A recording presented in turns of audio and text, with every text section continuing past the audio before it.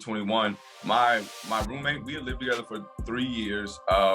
And in July, at the end of July, he moved to Atlanta, and I moved here. And about 3 weeks after us moving out, he died from suicide. And I felt a lot of guilt because I had dealt or was dealing with depression, but I didn't know that he was. And because I never really talked about it, he and I never talked about it. And I felt like we could have been helping each other. What's up, everybody, and welcome to the Queerly Blax Show. I'm your host, Ashley, and I'm so happy you came by. The Queerly Blax Show aims to normalize the everyday existence of Black, LGBTQIA plus individuals through an interview-style series with regular folks like you and me. So every week, a new guest shares their story and unique perspective on their existence as an LGBTQIA plus individual. Thank you for tuning in, and make sure you subscribe, download, set your reminders to the podcast so you never miss an episode. Enjoy the show. Welcome back to another episode of the Queerly Blax Show. I'm your host, Ashley. I'm here with a very, very, very special guest from DC. Jarred, tell the people about yourself. Hey guys. So I'm Jarred Keller. I am a mental health advocate. I always say that I'm a general hot mess, just trying to figure things out day to day, and how to grow and develop my mental health, and hopefully start conversations with other people too, to normalize something that should be normalized anyway. I think that's it. I think that's the gist of. I think the general hot mess just grabs it all. When you say I'm just a general hot mess, that's all encompassing. That I think everybody can relate to that for sure. Right. Awesome. So for everybody, I go all the way back to the beginning. When was your first encounter with your sexuality? Oh God, we jumped straight in. Oh yeah, we don't waste no time. We want to get to the people. When was my first encounter? This is going to touch on a lot of different things. I had a crush on this white boy when I was in middle school, and I remember thinking what's going on? What is this? I had ideas that I was different, or that I was gay when I was younger, but when it got to middle school, when your hormones start flaring, and I was looking at the other boys in gym class, I was like, oh, okay, I feel like this is a thing. This isn't just passing, I'm not sure. But yeah, that was my first time. But what was interesting, especially as I look back on it now, is how much society conditions us to think that white is the standard. Because when I was younger, I only had crushes on white boys. It wasn't until I got into high school, when I went to an all-black high school, that I was like, damn, these black men, these black dudes are so handsome. But when I was younger, because all I saw in the media, especially for gay people at that time, it was only white. So that was what I think thought I was supposed to like. So that's what I did like. But yeah, it was around middle school. So what, I think maybe, how old are you in middle school? 12? Yeah, 11. Was that 6th grade? So yeah, about 10, 11, 12, 13. Yeah, it was around that time. Yeah. Nice. Yeah, I think for me, my earliest recollections of gay people on TV was the L word. Right. Noah's Ark, and maybe the occasional segment on a show where somebody came out, or there was this cousin or some, they right. They tried to weave it in, but it never got weaved. It was just right. An episode that oh, this is the one where the person is gay, and know, so I think the L word was definitely for me the first time I saw just queerness, just queer in every way. But they were white, to your point, until Tasha. Right. In season 4 or 5, but they were all white, and I think as far as black, it was Noah's Ark. Yeah. Probably that was the first time I saw it too, was seeing it on Noah's Ark, and I don't even think I realized how impactful at that time it was until I got a little bit older, because honestly, I don't think I've seen anything like Noah's Ark since Noah's Ark. I mean, maybe Pose, but that's still a little different in a way. So yeah, it's not a ton of representation out there, even still now, which is crazy. Yeah, no, not in that way. I think there's a lot of independent creators that create things that touch on it, but in terms of mainstream, I think a lot of what we see on TV now is like trying to interweave it into normal life. So like The Shy, of course, Lena Waithe is a queer creator. So like, a show like that where it's against other people though too. Like there's straight characters, there's all these different things kind of going on. So it is a little bit different, just kind of the way the TV kind of displays it now. But over the years, you definitely see a lot more of the representation. So the school that you went to, was it a diverse school or was it all white? Like the middle school I went to? Yeah, the middle school you went to. It was primarily white. Yeah, it was primarily white. And then your high school was Black? My high school was all Black. I kind of made the decision to go to an all Black high school because of my middle school being primarily white. I wanted to experience like the other side of it. And I'm grateful I did. I feel like going to Peabody like kind of saved my life in some ways. Like seriously. Yeah. And for reference, you're from Louisiana originally, but you live in DC now. Okay. Because you said, Peabody, people are like, oh, DC. I just want people to know that you're from Louisiana so that they have the reference for the school. So just for point of reference, I'm from Louisiana, but I lived in New York City for the last 8 years, and now I live in DC. So I probably would jump around with references. So just put that out there. I've lived in some different places. Yeah, no, we got it. So that's awesome. So then when did you come out or let people in? And did you start with friends or did you start with family? I didn't necessarily come out. There was this boy I had a crush on. I want to say I was like a sophomore in high school, and I wrote a note to him and I left it in my backpack for some reason. Now my parents, they ain't stupid. They kind of knew, he got a little sugar in his tank. So they went looking through my stuff and they found this note to this boy. Yeah. And that was kind of how I guess I came out in a sense, and it just kind of all spiraled from there. Like I had maybe at the time, like one friend that I had told he was also gay, but I had only really out of my mouth said it to one person. And then my parents found the note and it just, oh Lord, that's when all hell broke loose. I guess we will probably get into that in a minute, but so we could just transition right into it while we talking about it. What was that? How was that for you when they found the note in your bag? It was tough. I think you're in this weird space of like obviously knowing you have these feelings but not really knowing what to do with them. Like I live down south, I'm Black, and my parents are super churchy, so it was a lot of things being like, no, this is bad. Like, don't do this. So when you're already in this space of trying to figure out who you are as a person, but then you have people actively saying like, you're a sin, it's bad, all these things are wrong with you, like that can fuck you up in the head. Like truly, like as I started to get more into mental health and I started to look back on some of the things that happened to me, it's like, that's why you're so, dealing with the things you're dealing with because of the shit that you went through when you were younger, simply for being who you are, But I mean, to be honest, it was hell. I look back at that time and I now know what I was going through was depression. But at that time, I didn't even know that's what it was because we didn't talk about it. I just thought I was sad. And in my head, I was like, oh, well, everyone kind of goes through these phases where they're sad and they lose motivation. But because we didn't talk about it, I couldn't pinpoint exactly what it was going on. I just thought it was a phase. But then as I got older, it was like, nah, you were dealing with depression because of everything that was happening in your life.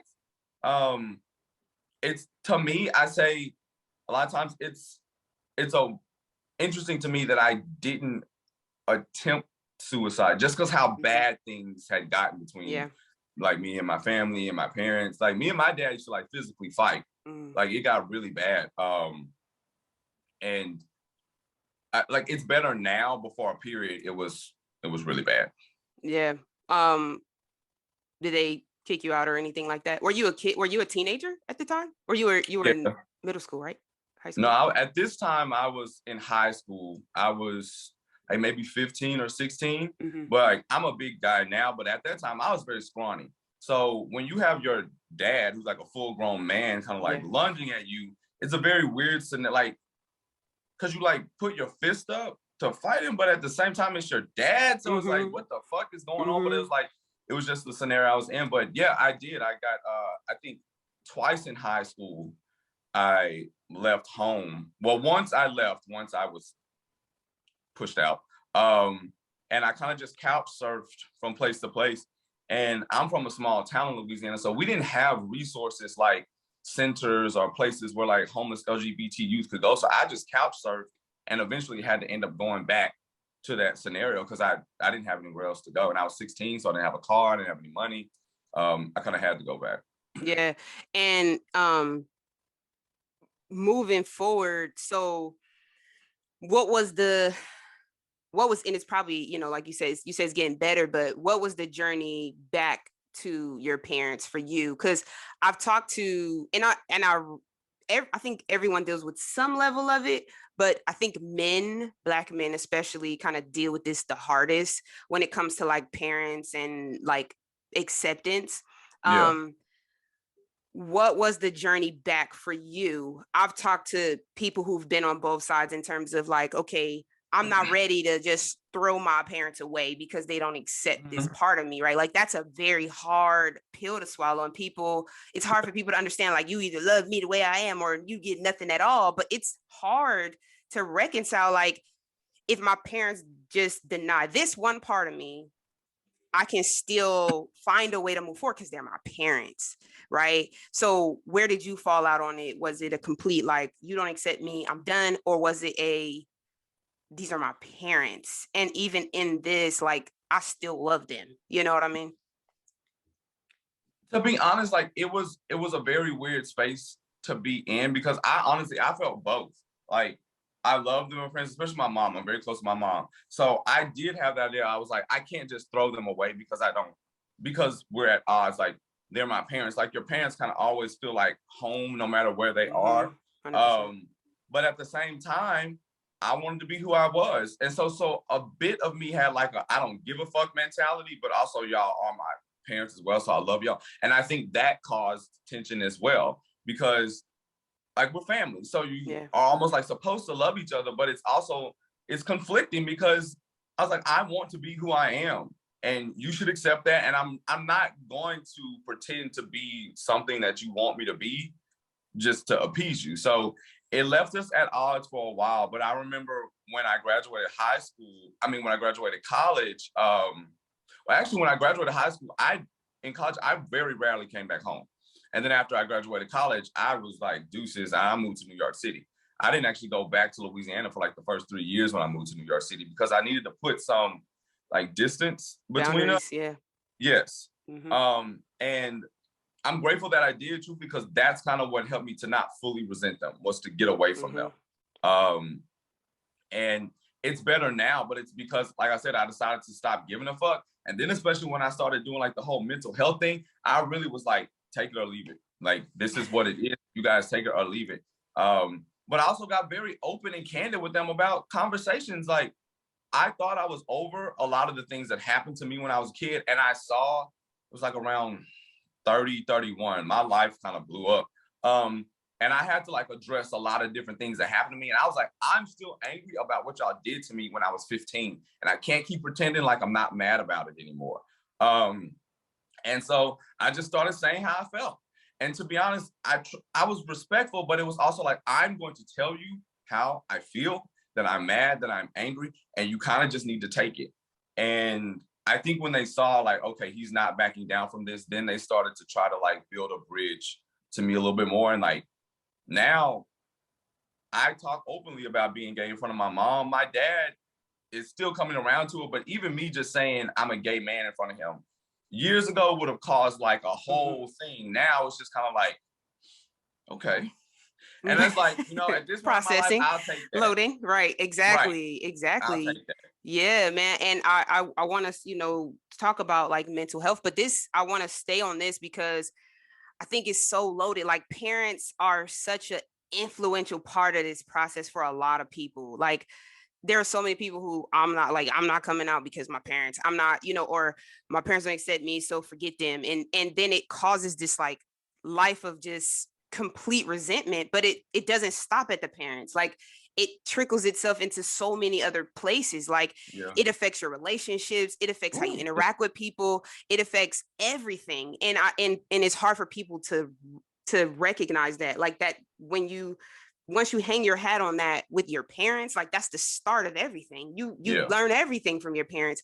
Once you hang your hat there, it's gonna translate itself into every other part of your life, you know? So I want to just talk about like that middle of the road, right? Because what you just said, which is like, I think you and I are similar in that I'm not looking for, I didn't have an extremely difficult time with my parents at all either. My mom was very much like, okay, processing, you know, she has her passive aggressive comments that she'll make, like, you know, there's some you and guy got to work out. That's an aggressive, you know, like you're basically saying, what are you like? So she has her way, but it doesn't offend me, right? Because that's her comfortability, right? Mm-hmm. It's not, I'm not looking for her to have this 100% like, you know, go jolly thing. How is that okay for you? Like you say, I'll take that. So like, I'm good, but how do you get to a place where like work your way back from, I don't give a fuck to, I'll take that? I mean, conversations, like just talking, like that's really how it happened with both my parents is, and then also getting older, I think they started viewing me less as like their kid and more of like, okay, he is an adult now, we've got to let up on some of this. But just having like real open, honest conversations with my parents, because I said a lot of times, for me, a lot of time, the conversations weren't happening because I wasn't starting them. I know they're not going to start them. So obviously I need to do that, but I wasn't doing that either because I was like, well, I don't want to make them feel weird or make them feel whatever. But it's like, well, you are a person too, and you have a life too, and you are also entitled to your feelings. So if you feel uncomfortable, that's also valid. So you should voice that. Mm-hmm. But it's not easy. Like this was something that took legit years. Like pretty much all through my 20s, me and my father, we didn't talk. Like if I did call him, it was because I was looking for mama. But it took a while. It can be done, but if your parents are like mine, like super churchy, old school Black, like it's gonna take a while. But I am willing to meet them where they are because they're trying. Like they're trying, right? That. Mm-hmm. I acknowledge that. Like some people are like, well, they, you know, aren't doing cartwheels. And I'm like, listen, if you knew where this stemmed from, you would be fine with the fact that my dad isn't having a heart attack because I said I'm a gay man in front of him. Like I've talked about other guys. I made a sex joke in front of my mom for the first time ever in life. We were both a little tipsy. But she didn't like have a heart attack. She was like, oh, Jarred. And she like hit me on the arm. But I'm like, yo, that's progress. That's progress. There was a time where that was not, like my mom would have threw a Bible at me if I said that in front of her. But like she's evolving. I think you do have to meet people where they are, but always maybe like inch by inch, try to push them a little bit, you know? Yeah, like one conversation at a time. Like I imagine, I mean, even with us, it's a lot of, my wife's family is a lot like your family.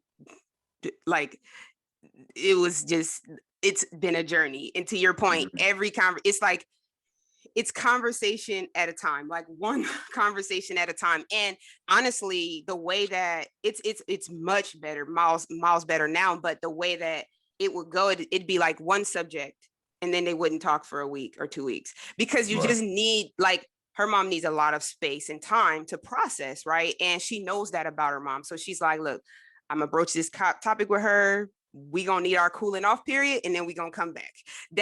And then you don't talk about it again for 6 months. And then one more conversation, we ain't gonna talk, we gonna come back. And, you know, but it's like that, you know, in this, I feel like I'm staying on this because it's what people need to hear. Like the truth is, this is just the process. It's long. It's not just, it doesn't turn over in a day. Sometimes it takes time.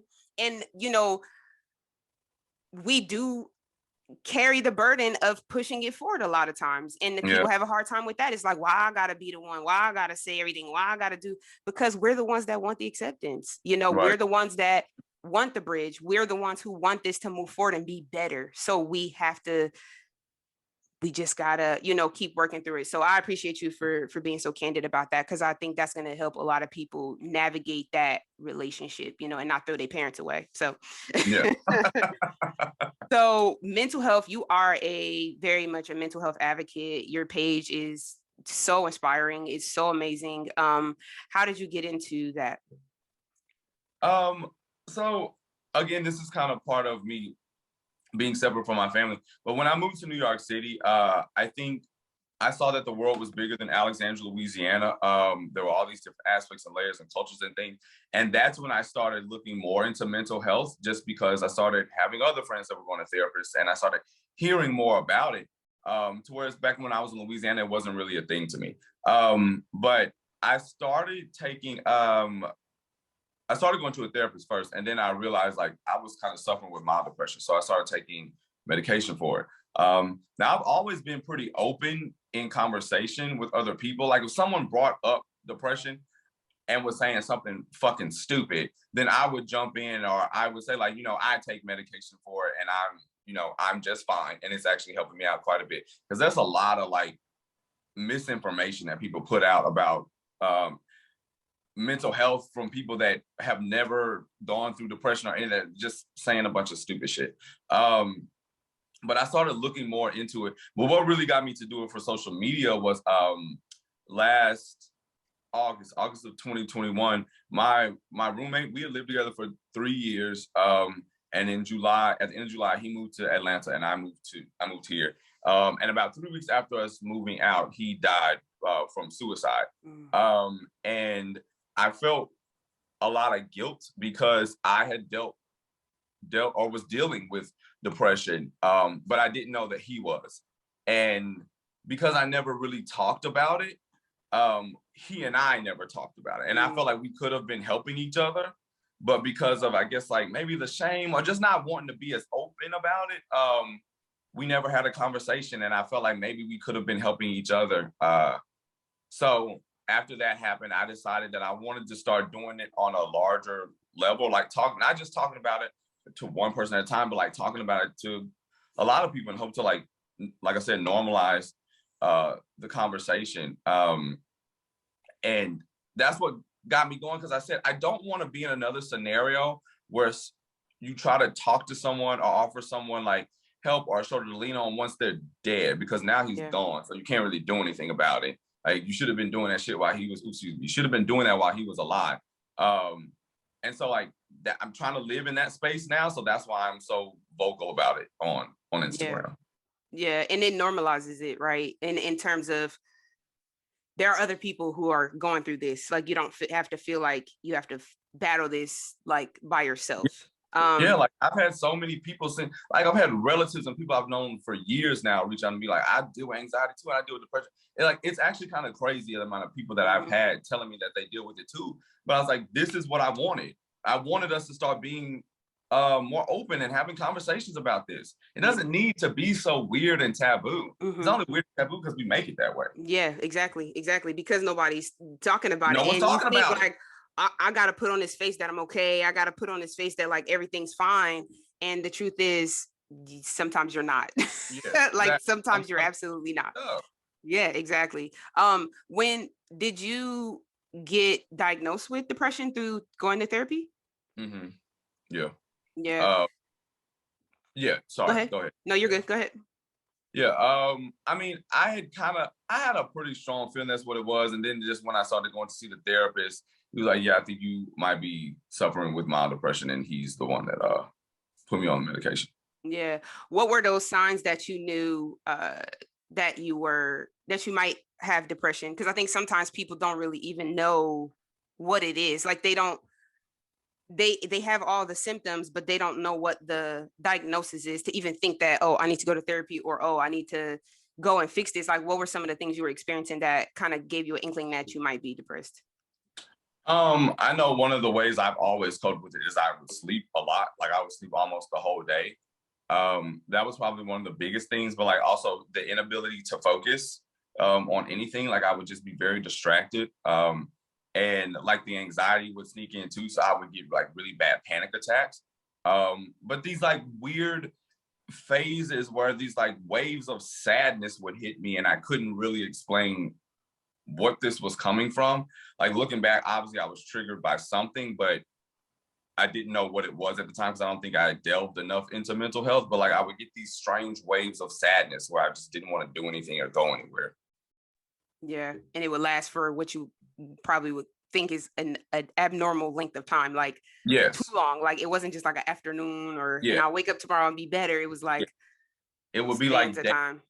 of this happening. And so that's when I kind of started. I actually had another friend that was struggling with he was taking medication for it at the time. And I started talking to him. And he was the one first that said, it sounds like you might be struggling with depression, but like talk to somebody first. But it sounds like that might be what's going on with you. Yeah.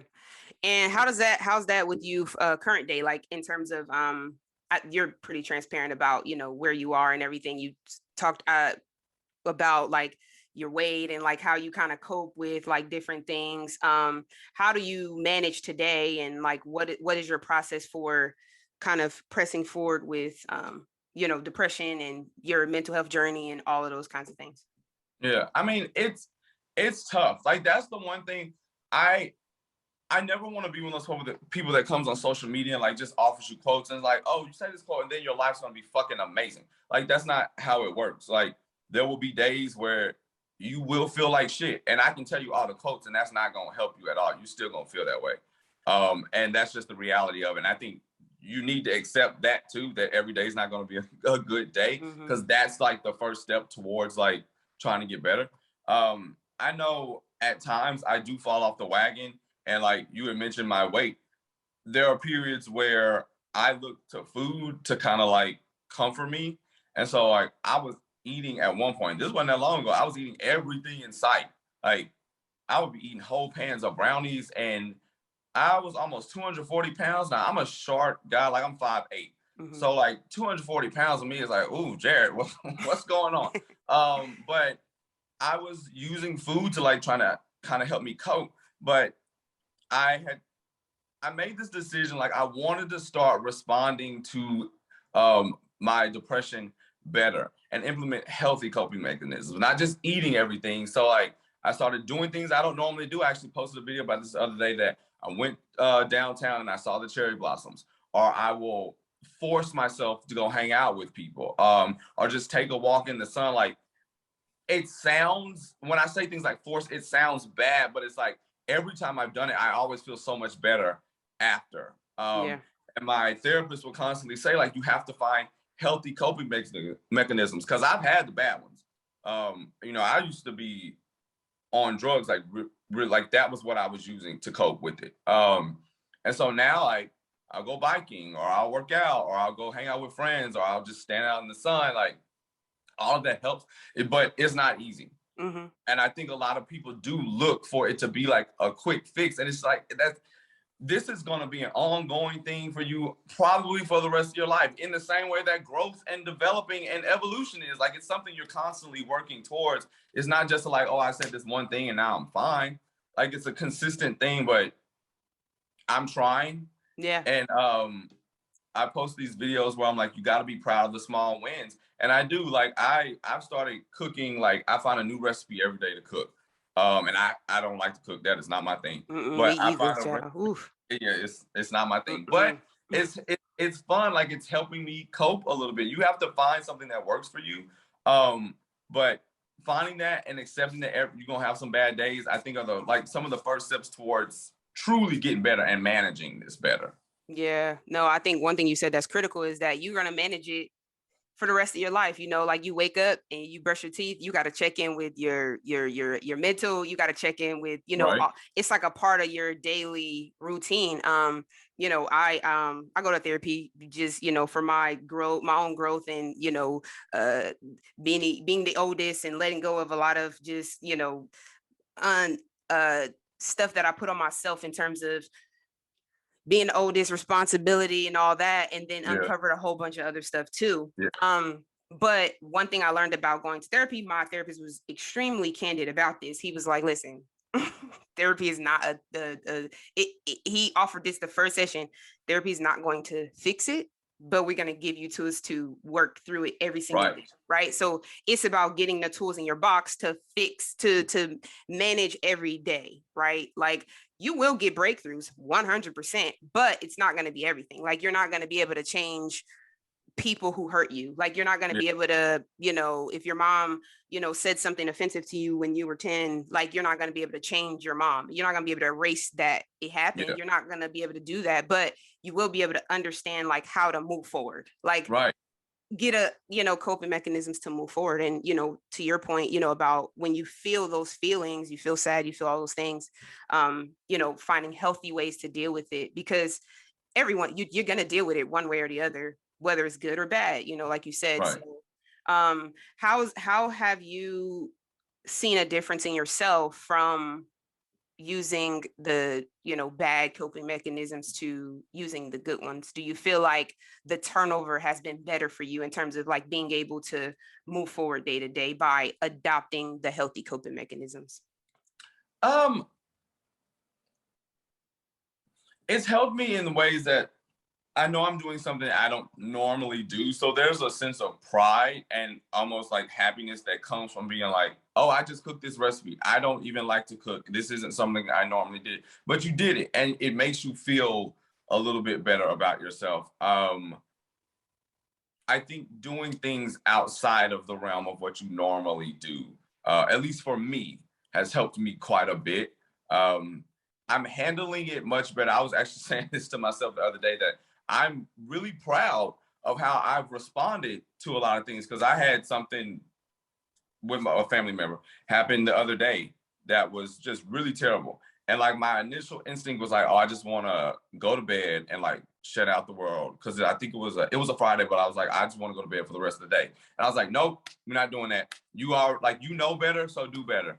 Sleeping all day isn't going to do shit for you, but make you feel worse. So get up and get out the house. Like go do something, like respond to this in a different way than what you're used to, because that's growth. Like that's showing yourself that you're growing and that you're not reverting back to old habits. Because honestly, reverting back to some not so great habits could end up you reverting back to some terrible ones. So like try to like motivate yourself and like go do something. But I think I am very proud of myself and how I've been responding to it, because it's not easy at all.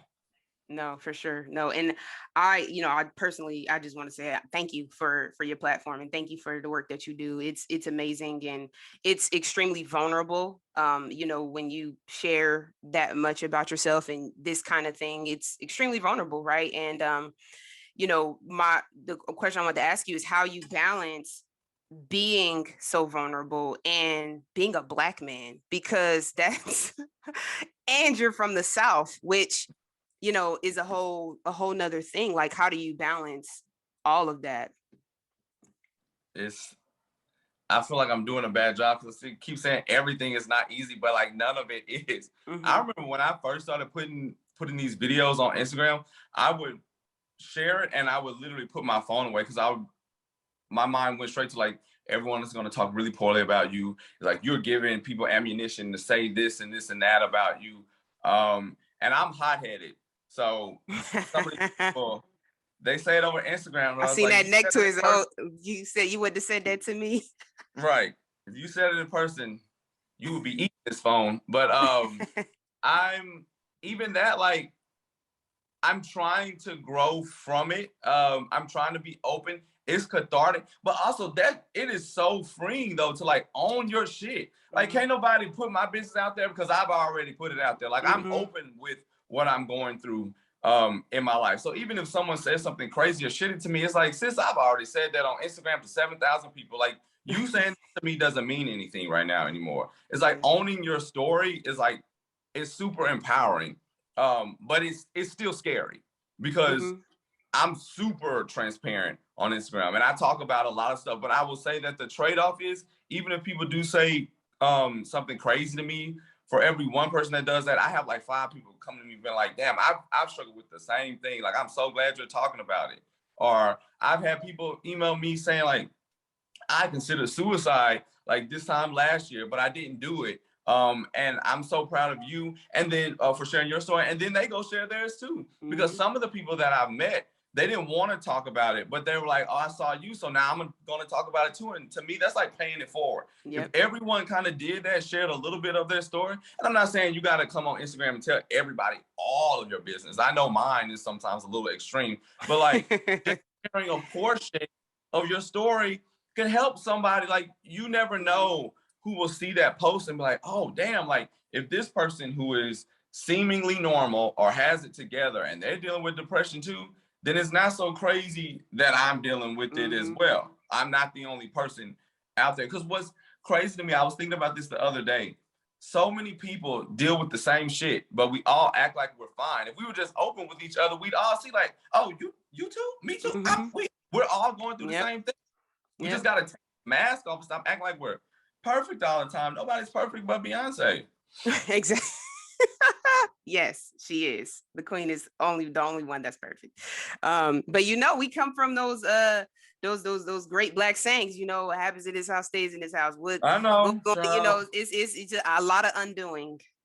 A whole lot of undoing.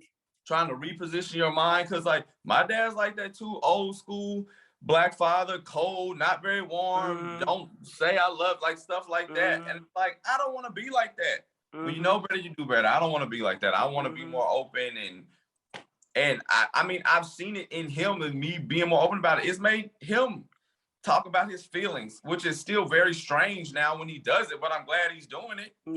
Yeah. And what you like, the craziest thing to me is that once you start uncovering this stuff, you learn that the people who give you the hardest time, they are actually not the ones who have a hard time with it.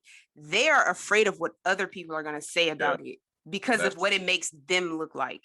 That's true. Like the first thing is always like, well, what is such and such? How are you going to tell this person? How you go? You're like, I'm talking to you though. Right. Exactly. We're not even talking to them. And so I think that's one of the craziest things that you uncover is like, you actually didn't even care.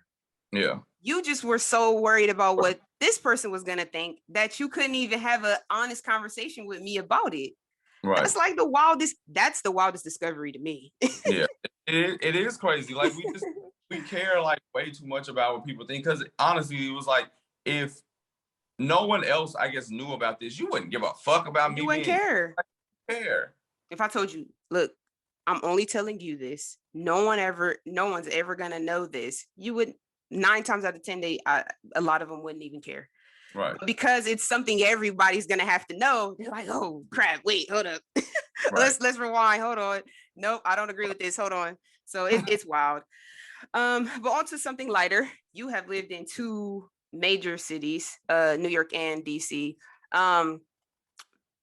Of both places, which place has been your favorite in terms of the queer scene, and favorite restaurant in both places?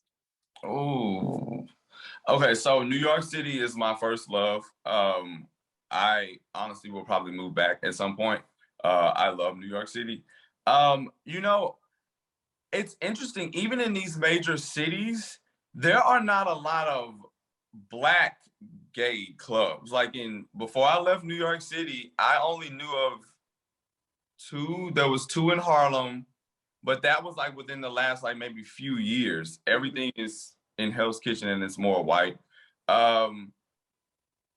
So I mean, it's similar here in DC. So navigating those scenes are weird, but I would say New York City is probably the best just because they're so open and free.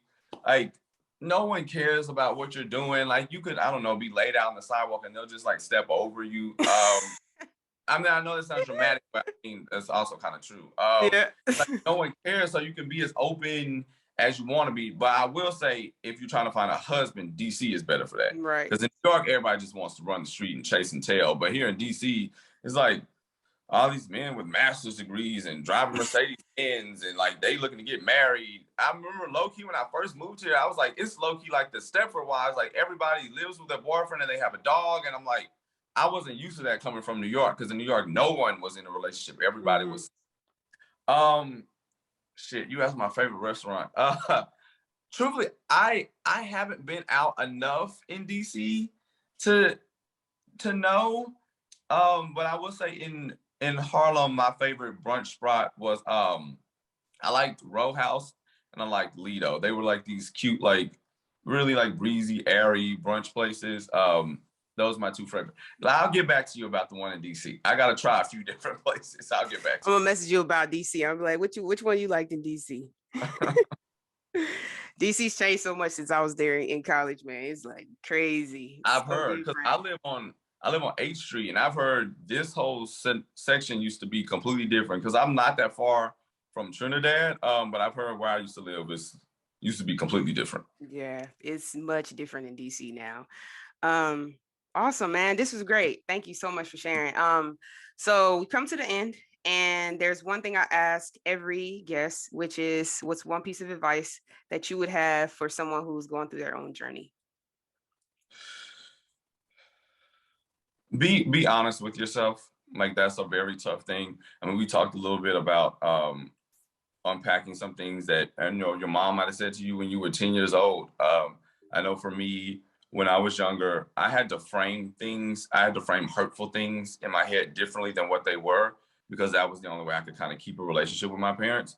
But at some point, I did have to be honest with myself about the things that happened, even though it hurt, and to bring them back up again hurt, and to talk to my parents hurt. I'm sure hurt them too, but you have to be honest with yourself about things, or you're never going to heal or grow 100%. from it.